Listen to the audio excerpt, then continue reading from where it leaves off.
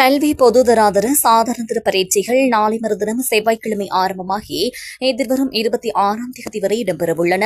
இதன் காரணமாக கடந்த வெள்ளிக்கிழமையுடன் சகல பாடசாலைகளுக்கும் விடுமுறை வழங்கப்பட்டுள்ளது. பரீட்சைக்கான சகல ஏற்பாடுகளும் பூர்த்தி செய்யப்பட்டுள்ளதாக பரீட்சை திணைக்களம் தெரிவித்துள்ளது.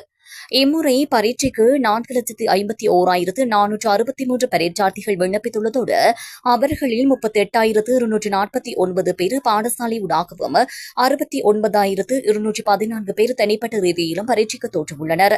மேலும் நாடளாவிய ரீதியில் 3,545 பரீட்சை நிலையங்கள் நிறுவப்பட்டுள்ளன. பரீட்சை நிலையங்களுக்கு பரீட்சார்த்திகள் கொண்டுவரக்கூடிய பொருட்கள் தொடர்பில் திணைக்களத்தால் வழங்கப்பட்டுள்ள அறிவுறுத்தல்களை பின்பற்றுமாறும் அறிவித்தல் வழங்கப்பட்டுள்ளது.